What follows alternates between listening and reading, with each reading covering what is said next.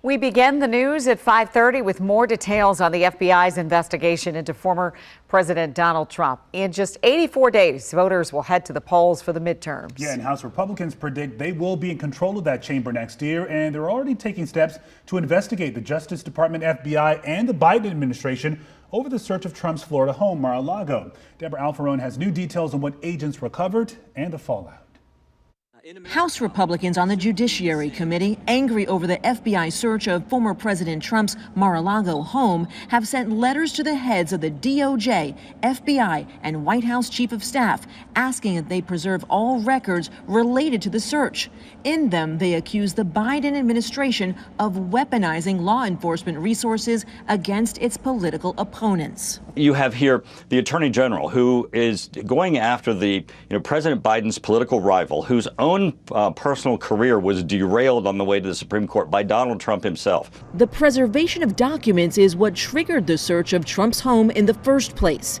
FBI agents seized 11 sets of classified documents from the former president's home, some of which were labeled top secret. But Trump lawyers certified in June that all classified material had been returned from the estate.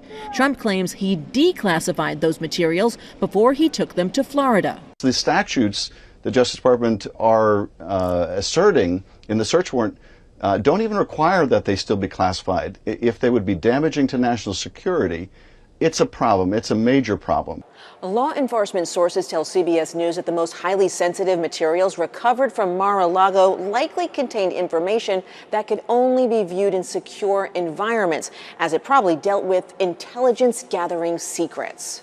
Tensions over the search has led to concerns about retaliation from domestic violent extremists. A joint FBI and Department of Homeland Security bulletin warned of a plot to place a dirty bomb in front of FBI headquarters, as well as online posts calling for civil war and armed rebellion. The bulletin cited the attack from an armed man on the FBI office in Cincinnati. And Lorenzo and Leslie, I can tell you also that there was an arrest today of a Western Pennsylvania man who also made some similar threats on the social media site Gab. You know, Deb, we've heard so much from the GOP about this search and these documents, but other than Representative Adam Schiff, do you have any idea of how Democrats widespread are feeling about this?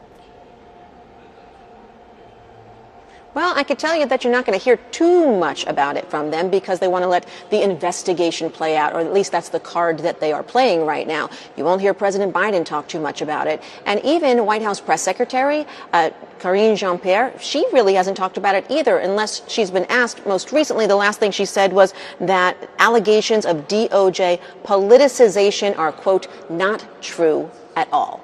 We know the legal pressure is ratcheting up, not just for the former President Trump, but for his allies. We learned today that Rudy Giuliani is the target of a criminal investigation in Georgia. What do we know about that?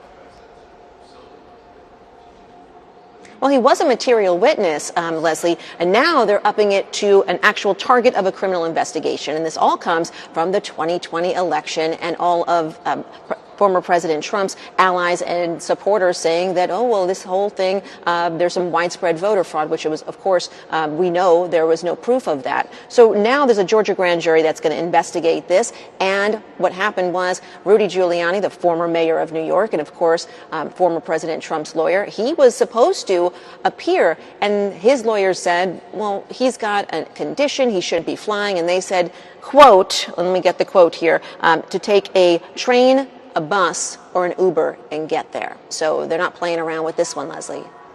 Yeah, clearly. All right, Deborah, thank you.